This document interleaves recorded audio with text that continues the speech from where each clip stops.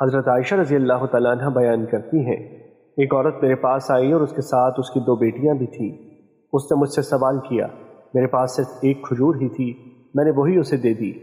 اس نے اسے اپنی دونوں بیٹیوں کے درمیان تقسیم کر دیا اور خود نہ کھائی، پھر وہ کھڑی ہوئی اور چلی گئی۔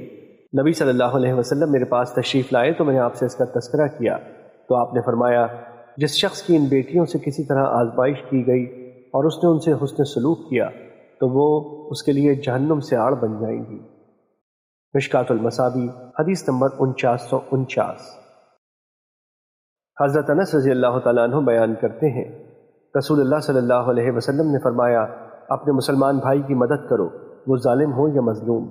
کسی آدمی نے عرض کیا، اللہ کے رسول، میں مظلوم کی تو مدد کروں گا لیکن ظالم کی مدد کیسے کروں؟ آپ نے فرمایا، تمہارا اسے ظلم سے روکنا، یہی تمہارا اس کی مدد کرنا ہے۔ مشکوٰۃ المصابیح حدیث نمبر 4957۔ حضرت ابن عمر رضی اللہ تعالیٰ عنہ سے روایت ہے کہ رسول اللہ صلی اللہ علیہ وسلم نے فرمایا، مسلمان کا بھائی ہے، نہ تو وہ اس پر ظلم کرتا ہے نہ اسے ظالم کے سپرد کرتا ہے، اور جو شخص اپنے بھائی کی حاجت پوری کرنے میں لگا ہو تو اللہ اس کی حاجت پوری فرماتا ہے، اور جو شخص کسی مسلمان کی کوئی پریشانی دور کرتا ہے تو اللہ اس سے قیامت کے روز کی پریشانیوں میں سے کوئی پریشانی دور فرما دے گا، اور جو شخص کسی مسلمان کی پردہ پوشی کرتا ہے تو روز قیامت اللہ اس کی پردہ پوشی فرمائے گا۔